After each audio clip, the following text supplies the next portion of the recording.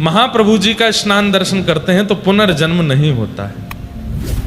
दूसरा, गिनती करते जाइएगा, ज्येष्ठ स्नानम भगवतो ये पश्यन्ति मुदान्विताः न ते भवाब्धो मज्जन्ति यात्रा सूत कंठ मानसा।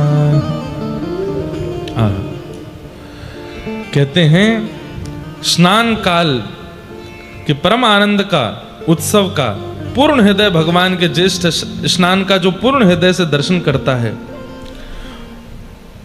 वो जीवगण भव सागर में निमग्न होते हैं, खूब आनंद में निमग्न होते हैं। उनके चित्त में चिंताएं नष्ट हो जाती हैं, उनके चित्त में केवल ठाकुर जी के प्रति प्रेम प्रकट होने लगता है। मतलब प्रेम वर्धन करना हो, ठाकुर जी से और प्रीति करनी हो तो ठाकुर जी के स्नान दर्शन करो। फिर अगला तीसरा क्या लिखा है, बुद्धि कृतः पुंसाम अनादि पाप संचयः तत्क्षणान्नाशमायाति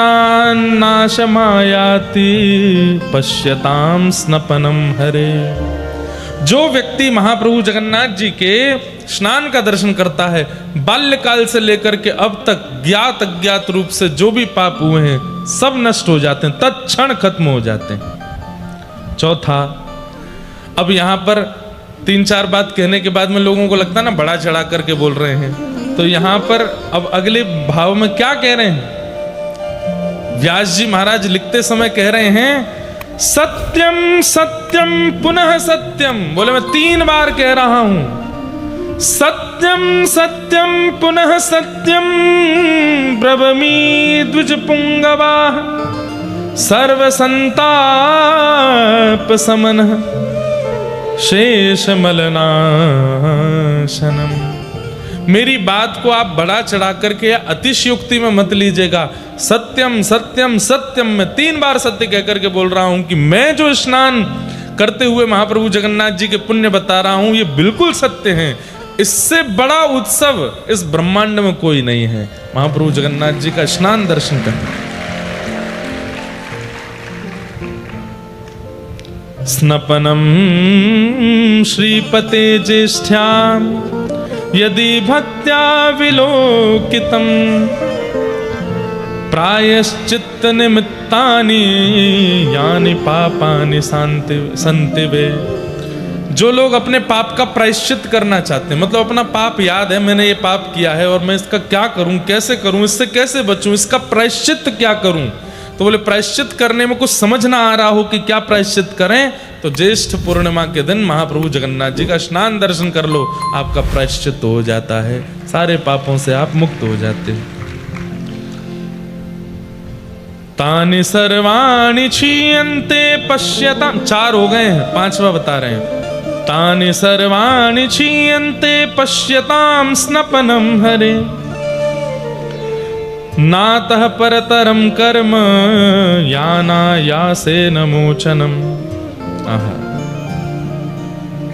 इससे बड़ा कोई पुण्य इस सृष्टि में नहीं है। इस बात को श्री व्यास जी महाराज यहां पर वर्णित कर रहे हैं।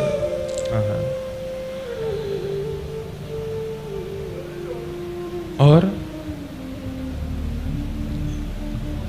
क्या क्या लिखा है, महाप्रभु जगन्नाथ जी के दक्षिणाभिमुख दर्शन कर श्री स्नान वेदी पर दर्शन करने से क्या होता है, व्यक्ति पवित्र होता है, समस्त यज्ञों का फल मिल जाता है, जितने भी अनुष्ठान वो जीवन में करना चाहता है या कर नहीं पाया है उन सब का फल मिलता है, महादान का फल प्राप्त होता है, करोड़ों ब्राह्मणों को भोजन कराने का फल प्राप्त होता है। लो है गो भंडारों का, आज 100, 200, 500 को ब्राह्मणों को खिलाओगे, लेकिन कोटि ब्रह्म को प्रसाद पवाने का, महादानानि दत्तानि भोजिता कोटिशो द्विजः, करोड़ ब्राह्मणों को भोजन कराने का फल प्राप्त होता है स्नान वेदी पर महाप्रभु जगन्नाथ का दर्शन करने से। करोड़ों ब्राह्मण भोजन, गया आदि तीर्थों में करोड़ों पिंडदान, मतलब सारे पितृ भी मुक्त हो गए कल महाप्रभु जी का दर्शन करके, सबका पिंडदान भी हो गया। पुण्य काल में तीर्थ स्थानों में अधोरदयादि योग सहित करोड़ों तीर्थों में करोड़ों बार स्नान करने का भी फल प्राप्त हो जाता है। इससे ऊपर क्या बोले आपको, हैं? स्नातानि तेन भो विप्रा य पश्येत स्नपनम हरे कोटि तीर्थेषु कोटिश।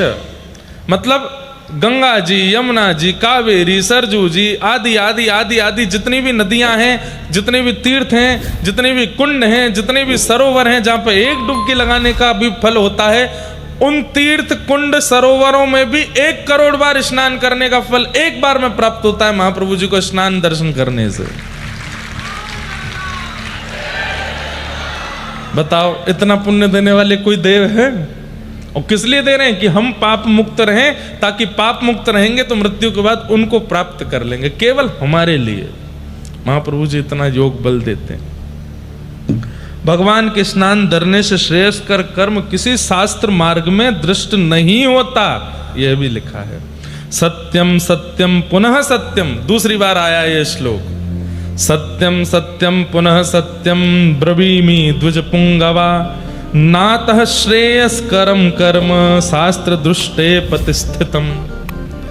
मैं फिर से कह रहा हूं कि मैं सत्य बोल रहा हूं, सत्य बोल रहा हूं, सत्य बोल रहा हूं।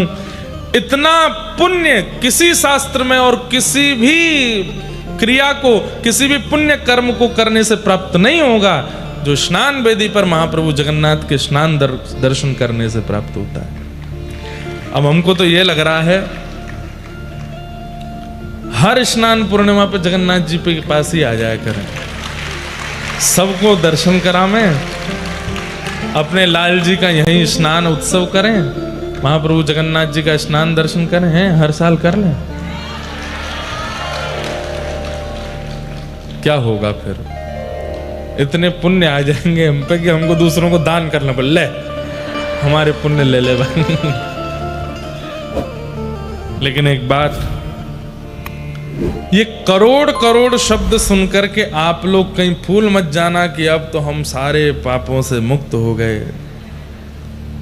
एक बात बोलें, हम इस पृथ्वी पर खड़े हैं, यहां जन्म लेकर के आए हैं, इसका मतलब हमारे पाप भी अधिक हैं। हमारे पापों की कोई गणना नहीं है, हमारे पापों की कोई गिनती नहीं है। इसलिए महाप्रभु जी ने खोल दिए कि भाई मेरा एक दर्शन कर लो, स्नान दर्शन कर लो, कोटि पुण्य प्राप्त होगा। क्यों? क्योंकि तुम्हारे पाप तो खरबों में हैं, तुम्हारे पाप तो जाने कितने हैं, थोड़े तो कम होंगे। इसलिए कहीं फूल मत जाइएगा कि अब तो हम मुक्त हो गए। कहीं फ्लाइट में, ट्रेन में स्पर्श मत करना, हमारे अंदर बहुत ज्यादा पुण्य है, ऐसा नहीं करना। हमारे पाप तो इतने हैं कि ऐसा लगता है समुद्र में से केवल एक जग भर के जल निकाल दिया होगा, समुद्र अथाह तो अभी भी भरा पड़ा है। इसलिए कहीं एक बार स्नान दर्शन करने के बाद आप मन बना लो कि बस अब तो हो गया सब, अब कुछ करने की आवश्यकता नहीं। ठीक है, पुनर्जन्म नहीं होगा, पुनर्जन्म, लेकिन पूर्व के भी तो नष्ट करने। तो हर साल जब तक जीवित हो स्नान दर्शन करते ही रहो। ठाकुर जी के रथ आरूढ़ होने का दर्शन उसकी अलग महिमा है, लेकिन कह दें तो कोई अतिशयोक्ति नहीं, किंचित तनिक ज्यादा महिमा ठाकुर जी के स्नान दर्शन की है। ये बात तो यहां पर स्वयं कह रहे हैं, नातः श्रेयस कर्म कर्म शास्त्र दृष्टे, इससे श्रेष्ठ कर्म शास्त्र में मुझे दिखता नहीं है। भगवान को स्नान करते हुए देखना, प्रतिष्ठितम। आहा, अब एक बात बहुत पते की, यदेव पुण्य मुदितम स्नान दर्शन कर्मणि। अगली बार, अभी तो हमने खंड खंड में कथा की, थोड़ा सा भगवान के प्राकट्य की कथा सुना दी, इंद्रद्युम्न राजा का थोड़ा थोड़ा प्रसंग सुना दिया, आज जैसे स्नान उत्सव सुना दिया। अगली बार अगर कोई क्रम जगन्नाथपुरी का बनेगा, आद्योपांत आपको भगवत कृपा से, जगन्नाथ जी कृपा से स्कंद पुराण सुनाएंगे, पुरुषोत्तम महात्मा पूरा सुनाएंगे, बिल्कुल प्रारंभ से विश्राम तक एक एक बात क्या लिखा है, कैसे है। बहुत अद्भुत है, ये तो सबको पता होना चाहिए। ऐसी बात हमको पढ़ने के बाद मन में आने लगी।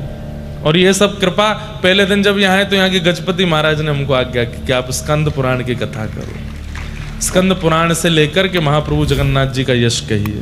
तो ये देख करके इतना सुख मिल रहा है कि कितना सुंदर भाव है। अभी तक जो हम बताते आए उनसे भी लाख गुना सुंदर भाव तो यहाँ वर्णन है। क्या लिखा है?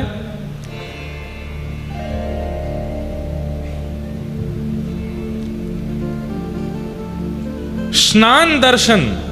अब कई लोगों के मन में संशय आ गया कि महाप्रभु जगन्नाथ जी के ऊपर जब जल पधराया जा रहा था वो दर्शन स्नान दर्शन है, या पहुंडी करके महाप्रभु जगन्नाथ जी जब स्नान वेदी पर विराजते हैं तब से लेकर रात्रि तक कभी भी दर्शन किया जाए उसको स्नान दर्शन माना जाता है। ये संशय मन में आ गया।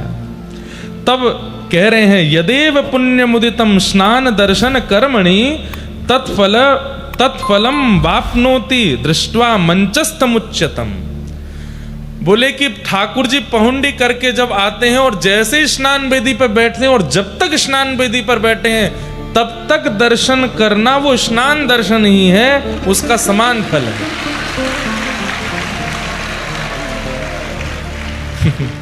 क्योंकि कई लोगों को चिंता हो गई कि हमने तो महाप्रभु जी के स्नान के समय नहीं किए दर्शन, लेकिन स्नान वेदी पर कितनी भी देर महाप्रभु बैठे उस समय जब जब आप दर्शन कर रहे हो उसका पुण्य अतीत है। अब एक प्रश्न और, क्या? एक एव जगन्नाथ, एक जगन्नाथ त्रिधा तत्र स्थितो द्विजा एकैकस्यापि स्नपनं दर्शनं मुक्तिमुद्दितम्। किसी ने महाप्रभु जगन्नाथ जी का जलाभिषेक नहीं देखा, बलभद्र जी का नहीं देखा पर सुभद्रा जी का देखा था, या जगन्नाथ जी का नहीं देखा, सुभद्रा जी का नहीं देखा, बलभद्र जी का देखा था। हम लोगों के मन में आता है कि जगन्नाथ जो है वो केवल कालिया ठाकुर हैं, उन्हीं का दर्शन उन्हीं का स्नान वही फल देगा। तब कह रहे हैं बोले तीनों में से किसी के ऊपर भी जलाभिषेक दर्शन या किसी का भी दर्शन मंचस्थ किया हो, मतलब स्नान वेदी पर, कभी कभी भीड़ इतनी ज्यादा सेवाएं थी इतने आ गए कि महाप्रभु जी दिख ही नहीं रहे लेकिन बलभद्र जी दिख गए, तो तीनों में से कोई भी दिख गया हो तो उसका समान पुण्य प्राप्त होता है, बिल्कुल इसमें कोई संशय नहीं है। एक एव जगन्नाथ, ये तीनों जगन्नाथ ही हैं, इनमें भेद मत कीजिए। और जब महाप्रभु जगन्नाथ का स्नान दर्शन कर रहे हो तब क्या बोलना चाहिए? अब ये कल तो नहीं बोल पाए लेकिन अगली बार आए तो बोलना है। जय स्व राम भद्रेति जय भद्रेति यो वदेत, जय कृष्ण जगन्नाथ जयेत्युच्चारयेन् मुदा। क्या बोलना चाहिए? एक बार हे कृष्ण जगन्नाथ, जब महाप्रभु जगन्नाथ का दर्शन करो, हे कृष्ण जगन्नाथ। हे राम, जब बलराम जी का दर्शन करो तब भुजा उठा करके हे राम, और मध्य में विराजमान हे सुभद्रे, ये 3 बार उच्चारण करना चाहिए। आपकी जय हो, आपकी जय हो, आपकी जय हो, जय जयकार हो। ये श्लोक बोलते हुए स्नान काल में भगवान के सन्मुख ये मंत्र उच्चारण करते रहना चाहिए। अभी हमारे पंडा जी आए थे जो मंच पर आके, वृंदावन के पंडा वे ही हैं, वृंदावन के लगभग सबके पंडा वे ही हैं। कल जब पहुंडी रात में दर्शन करने गए हम तो उन्होंने कान में मेरे कहा कि जब ठाकुर जी पहुंडी करके निकले तब मौन रहिएगा। जब ठाकुर जी सामने से निकलते हैं उस समय मौन रहिएगा, कुछ बोलिएगा नहीं, और हो सके तो केवल महामंत्र का उच्चारण या गुरु मंत्र का या जो आपका मंत्र हो बस वो बोलिएगा। मैंने कहा वैसे ही जब ठाकुर जी सामने आते तो कुछ और निकलता नहीं, जय हो जगन्नाथ की जय हो, यही निकलता है सबके मुख से। लेकिन उनका भाव था कि अपना गुरु मंत्र, अपने इष्ट मंत्र, महामंत्र, कोई भी मंत्र जब ठाकुर जी पहुंडी करके निकले उस समय यदि बोला जाए तो सिद्ध हो जाता है, वो पवित्र तो है ही, हमें उसकी सिद्धि प्राप्त हो जाती है। इस प्रकार महाप्रभु जी के जलाभिषेक दर्शन का फल बताया। अब उस अभिषिक्त जल को पान करने का और उससे स्नान करने का क्या फल है वो बता रहे हैं। क्या कह रहे हैं? भद्रासन में बैठ करके महाप्रभु जगन्नाथ जी के अभिषिक्त जल उसका पान करके उसको सिर पर धारण करना चाहिए, उससे स्नान करना। अब इतना तो मिलता नहीं कि स्नान हो, तो क्या करें, थोड़ा जल पी के जो थोड़ा बच जाए उसको ऐसे अपने सिर पर। अच्छा, ये पीना कैसे चाहिए ये तो किसी को आता ही नहीं है। ठाकुर जी का चरणामृत हो या वो सदैव बंधुओं हाथ में लेकर के इससे मुख स्पर्श नहीं होना चाहिए। ये आप या इतना, एक तो ऐसे मुद्रा बनाइए कि वो इतने में आ जाए और उसको सीधे मुख के अंदर स्पर्श मत कराइए, सीधा डालिए मुंह खोल करके। मुख में जाएगा, थोड़ा मुख पे लग जाएगा, उसको मुख पे पहुंच लीजिए। लेकिन महाप्रभु जगन्नाथ जी के मंदिर में कुछ झूठा नहीं होता, महाप्रसाद भी झूठा नहीं होता, जल भी झूठा नहीं। कल यहाँ पे ठाकुर जी का जो जब पौंडी करते समय जल पीते हैं तो वो पधराया गया, तो हम पीने वो नहीं, मुंह लगा के पीजिए। मैंने कहा झूठ, अरे ये महाप्रभु जी का है, यहाँ पे कुछ झूठा नहीं होता, सब पान कर जाते हैं। पर फिर भी आप लोगों को ऐसे ही उसका पान करना चाहिए और सिर पर धारण कर लेना चाहिए। ऐसे में नहीं हो पाता तो ऐसे लेकर के उसको ऐसे धारण करना चाहिए, ताकि हाथ आपका झूठा ना हो, अपवित्र ना हो। महाप्रभु जी के जल, स्नान युक्त जल का सेवन करने से और अपने सिर पर धारण करके उसका स्नान मानने, स्नान मतलब पूरा नहाना नहीं होता, केवल मस्तक पर धारण कर लो, नेत्रों से लगा लो, वक्ष पर लगा लो, ये स्नान है। उसका क्या है पुण्य? अपुत्रामृतवत्सा वा वंध्या वापि लभेत् सुतं सुभगः सर्वलोकानां निर्धनो धनवान भवेत्। सुभगः सर्वलोकानां निर्धनो धनवान भवेत्। पहला, यदि कोई अपुत्र है मतलब संतान नहीं है तो उन पर भगवान कृपा करते। कोई वंध्या है, संतान जन्म नहीं हो रही है, पुत्र जन्म नहीं हो रहा, पुत्री जन्म नहीं हो रहा, उस पर ठाकुर जी कृपा करते हैं। और मात्र पुत्र का